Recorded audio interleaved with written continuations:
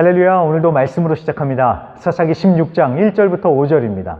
삼손이 가사에 가서 거기서 한 기생을 보고 그에게로 들어갔더니 가사 사람들에게 삼손이 왔다고 알려짐에 그들이 곧 그를 에워싸고 밤새도록 성문에 매복하고 밤새도록 조용히 하며 이르기를 새벽이 되거든 그를 죽이리라 하였더라.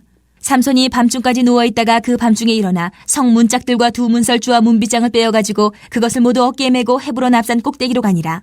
이후에 삼손이 소래 골짜기에 들릴라라 이름하는 여인을 사랑하며 블레셋 사람의 방백들이 그 여인에게로 올라가서 그에게 이르되 삼손을 꿰어서 무엇으로 말미암아 그 큰 힘이 생기는지 그리고 우리가 어떻게 하면 능히 그를 결박하여 굴복하게 할 수 있을는지 알아보라. 그리하면 우리가 각각 은 1,100개씩을 내게 주리라 하니. 이제 삼손의 가장 잘 알려진 최후의 이야기, 사사기 16장이 시작됐습니다. 그동안 봐서도 알겠지만 이 삼손 이야기에서 빼놓을 수 없는 주제, 키워드라고 한다면 여자 그리고 힘이 아닐까 싶습니다.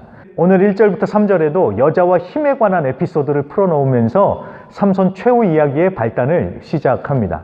앞서 삼손이 블레셋 여자와 결혼을 하려고 했다가 1,000명을 죽이는 전쟁까지 치러야 했었죠. 그런데 삼손은 그때 고생한 걸 잊어버렸는지 또 블레셋의 가사라는 곳에 기생 여인을 보고 들어갑니다.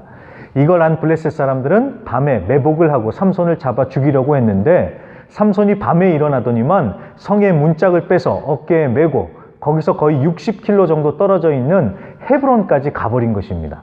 자, 그냥 문짝도 아니고 성 문짝이니 얼마나 무거웠을까요? 정말 어마어마한 괴력을 지니고 있었던 것이지요. 자, 그런데 4절에 보면 또다시 삼손이 여자와 엮입니다. 바로 그 유명한 들릴라입니다. 들릴라.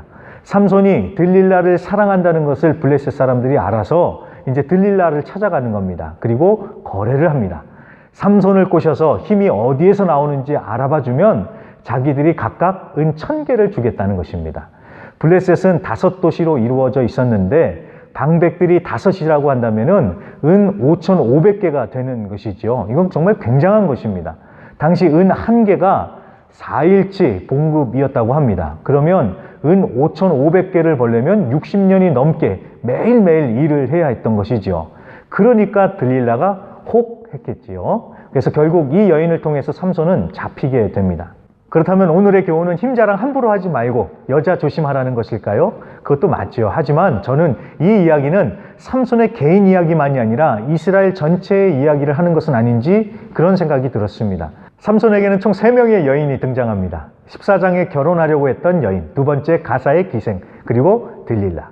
재미있는 것은 처음 여인은 그저 보았다라고 하고 두 번째 기생은 보고 들어갔다라고 합니다. 그리고 세 번째 들릴라는 사랑했다.